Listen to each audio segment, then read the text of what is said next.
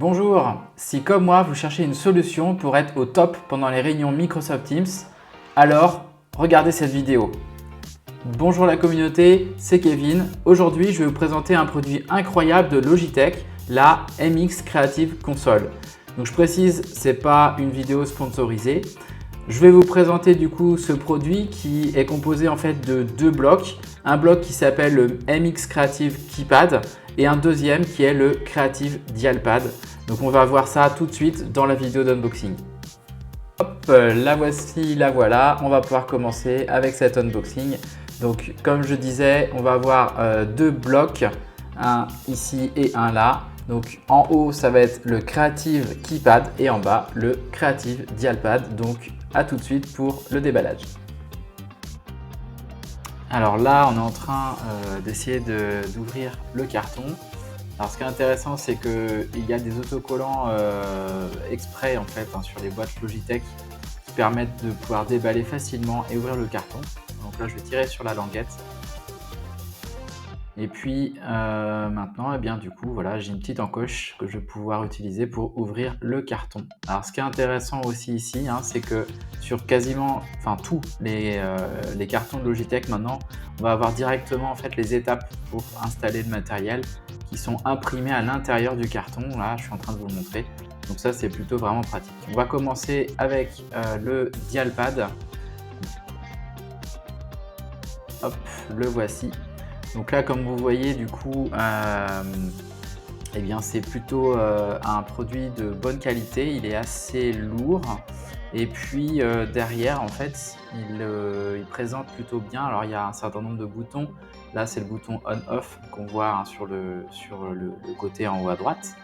Donc, il faut appuyer dessus pour le démarrer. Ici, on a une petite molette qui peut éventuellement servir pour monter ou baisser le volume. Des boutons ici. Et puis, on en a deux autres en bas.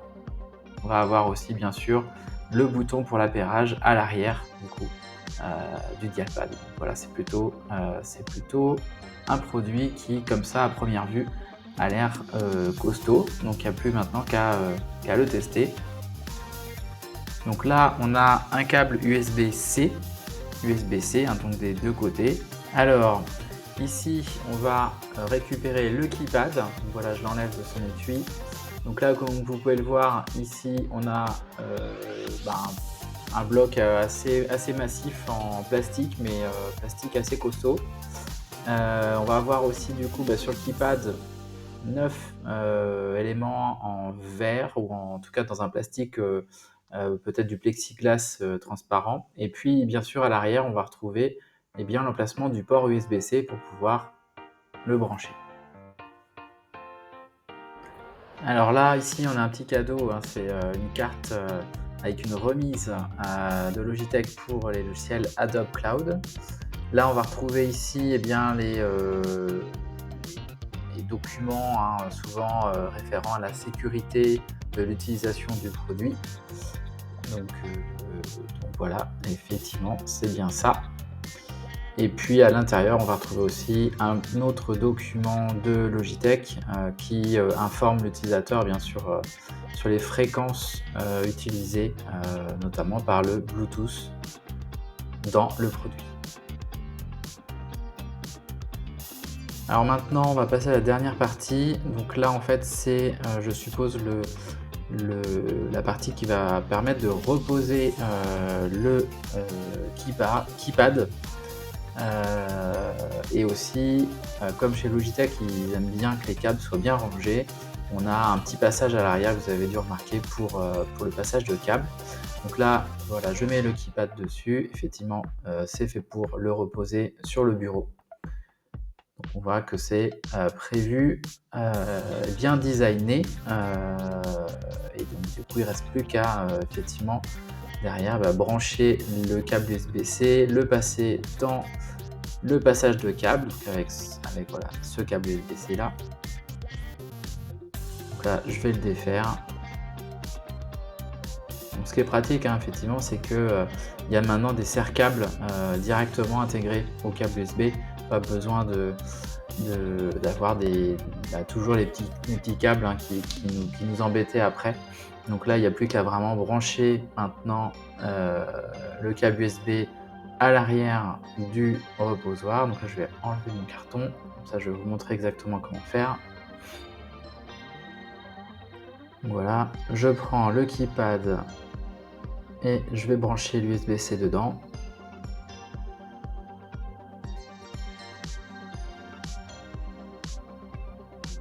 Voilà. Et puis bien l'autre bout, je vais le brancher à l'ordinateur, mais en attendant, je vais déjà le passer directement dans le passage de câble, comme ceci. Et voilà, et il ne me restera plus qu'à brancher au PC. Coucou, me voici. Là, je vais brancher le câble du Dialpad à l'USB-C de mon ordinateur. Et voilà.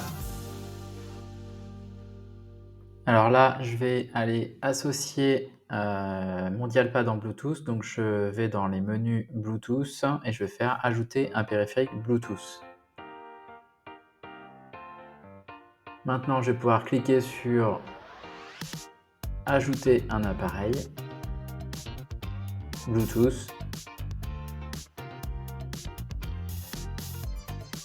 Je vais cliquer sur mon Dialpad ici.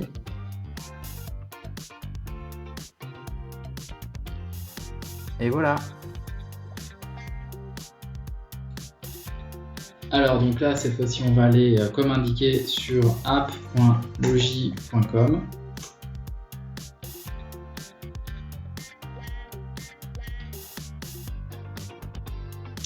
Et puis, bien sur ce site, on voit en fait, a priori par défaut, on nous propose Logi Option Plus. Je vais regarder rapidement les produits qui sont supportés par Logi Option Plus et à mon avis, on va retrouver notre MX console. On trouve pas mal de choses. Et je pense qu'on va retrouver la console MX aussi également. Voir toutes les... Voilà, et on fait un mix Creative Console. Effectivement, elle est supportée par Logi Option Plus. Donc dans ce cas, eh bien j'ai plus qu'à revenir sur Back to Logi Option Plus et puis ici bien faire. Alors, oui, il y a une petite offre de 15% sur le prochain achat. Et ici je vais pouvoir faire télécharger pour Windows 10 ou plus. Donc l'application est téléchargée, je vais pouvoir ici l'installer.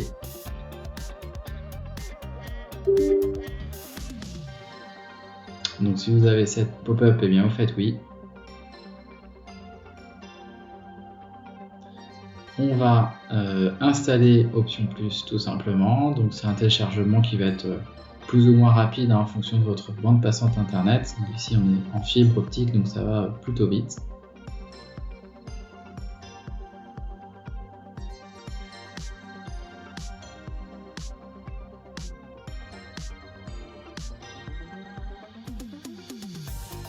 Voilà.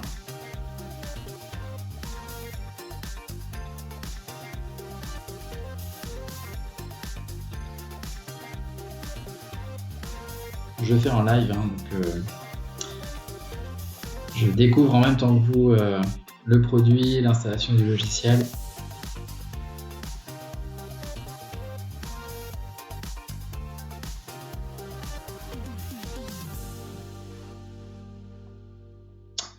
Et voilà, donc là, on nous propose de participer à l'amélioration du produit en disant oui ou non.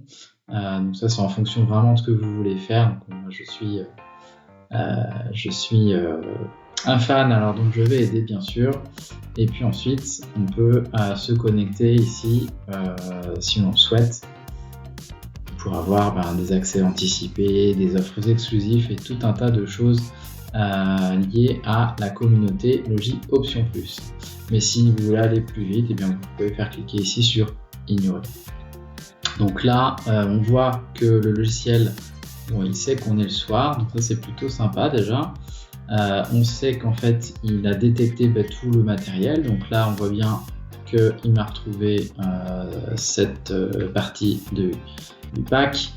Il a détecté aussi également le port USB ici, et bien ma logie, oui, parce que j'ai aussi effectivement cette souris qui est super, et puis la caméra Brio 4K avec laquelle je suis filmé actuellement, ainsi que mon clavier, donc tout est là. Donc maintenant je vais pouvoir regarder ce que je peux faire, et à mon avis ici, par exemple, je vais pouvoir le configurer mon keypad. Donc là je vais lui demander de me montrer, parce que c'est la première fois, hein, comme je vous le disais. Et je vais essayer de voir un petit peu comment ça fonctionne. Donc a priori on va pouvoir, de ce que je vois sur l'animation, on va dire adapter la couleur, ou en tout cas les icônes qui s'affichent sur le keypad. Alors je vais essayer de vous montrer un petit peu aussi en direct avec la caméra ce que ça peut donner. Donc bien maintenant on va passer à l'étape d'après. Donc là il nous explique comment lancer des actions, et puis donc il faut d'abord appuyer sur le bouton et puis derrière lancer une action, et on pourra la personnaliser à l'aide des actions de plugin qui sont fournies. Et on a droit à plusieurs pages, donc puisqu'on a deux boutons en bas pour naviguer dans les pages d'icônes, donc ça peut être pratique effectivement. Et bien sûr, comme on a cette partie-là aussi, on va pouvoir combiner les touches du keypad et puis en fait de la roue qu'on va retrouver sur la gauche, pour par exemple effectivement monter, baisser la luminosité, ou ça pourrait être aussi le volume. On peut vraiment imaginer plein de combinaisons pour aller plus vite dans le quotidien. Alors maintenant, il me propose de me connecter du coup au Logi ID pour obtenir des modèles de plugins et aller plus vite. C'est, je pense, une bonne idée. Donc je vais m'inscrire tout de suite.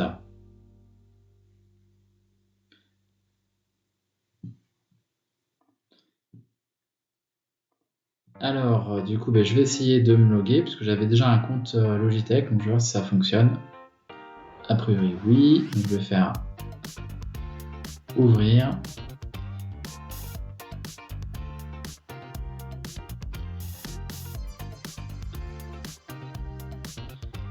Et maintenant, du coup, on est connecté avec le compte.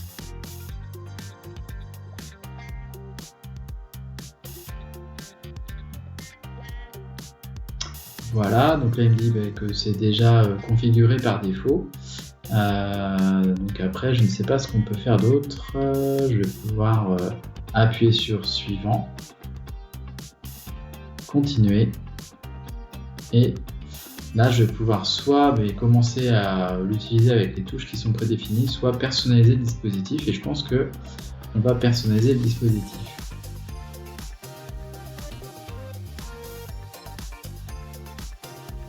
Ça a l'air assez simple, hein. A priori il y a juste à faire de glisser-déposer sur les touches pour pouvoir le personnaliser, donc on va voir ça. Et puis ensuite, on va pouvoir mettre tout un tas d'actions et de recherches rapides pour trouver au mieux les raccourcis qu'on va pouvoir mettre. Donc ça, l'application a l'air d'être plutôt pratique à utiliser.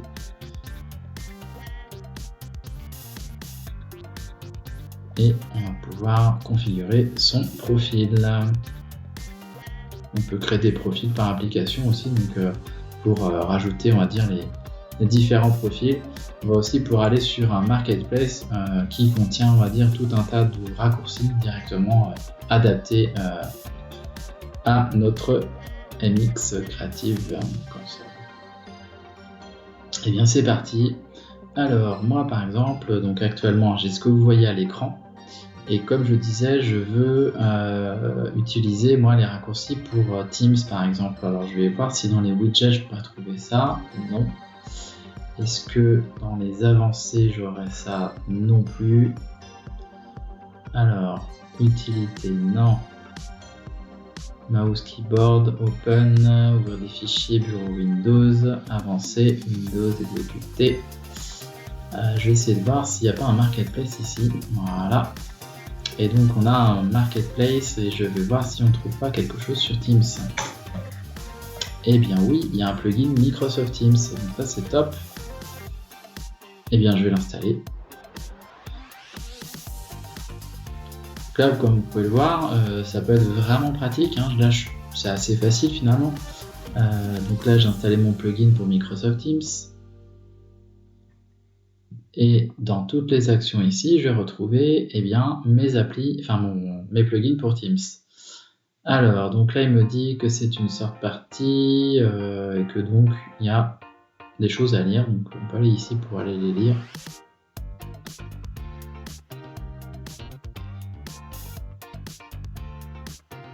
Voilà, donc c'est plutôt un disclaimer hein, pour dire que comme c'est une API tierce, ça peut ne plus fonctionner. Mais voilà, ils nous redonnent, ils nous disent hein, d'aller dans les paramètres et de choisir d'activer le menu gérer l'API. Donc c'est ce qu'on va faire. Là dans Teams, donc dans Teams, il faut aller dans paramètres. Et puis ensuite, il faut aller dans confidentialité. Et dans confidentialité, on doit retrouver normalement quelque part un paramètre sur les API tierces. Alors, on le trouve ici, API d'application tierce. Donc, je vais cliquer sur gérer l'API et ici, activer l'API. Alors, avant de se lancer sur Teams, en fait, il faut ici déplacer, glisser, déplacer, déposer les boutons de manière à ce que, alors en fait d'ailleurs pour les enlever on fait comment? Je pense que je refais comme ça, non. Si je veux les supprimer, voilà, je reviens en arrière, je fais ça. En fait, il faut tout simplement les glisser, déposer. Donc par exemple, on fait comme ça, hop, comme ça. On va faire par exemple comme ça. Et puis pourquoi pas comme ça. Une fois qu'on a fait ça, c'est uniquement à ce moment-là qu'il faut lancer une réunion Teams. Donc là, c'est ce que j'ai fait. Je vais lancer une réunion Teams tout simplement. Et puis, je vais vous montrer en fait ce qui se passe. C'est que, donc les boutons que j'ai paramétrés sont synchronisés directement ici. Donc là maintenant, je vais appuyer sur par exemple ce bouton-là. Et hop, on a la fameuse demande. Donc là, je vais pouvoir faire autoriser.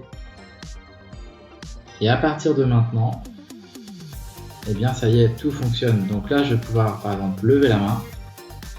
Quand je lève la main, normalement, ma main doit s'afficher sur l'écran. Voilà. Et c'est ce qu'on voit ici, effectivement. Un participant a levé la main. Et bon, il se trouve que c'est moi. Je peux donc appuyer pour l'enlever. Et puis, je vais également pouvoir, par exemple, activer ma caméra. Donc là, on voit ma caméra. Voilà. Désactiver ma caméra. Je vais pouvoir lancer des rires. Voilà. Je vais pouvoir mettre des pouces. Ça fonctionne aussi. Applaudir. Mettre en mute. Démuter. Et puis qu'est-ce que j'ai mis? J'ai mis le background derrière. Vous voyez, hop, on a le background, on n'a plus le background. Je peux envoyer des cœurs. Voilà, et puis plus j'appuie, plus le cœur reste. Voilà. Donc voilà, j'ai réussi à le paramétrer. Voilà, j'espère que cette vidéo vous aura plu. Je vous dis à très bientôt pour une nouvelle vidéo.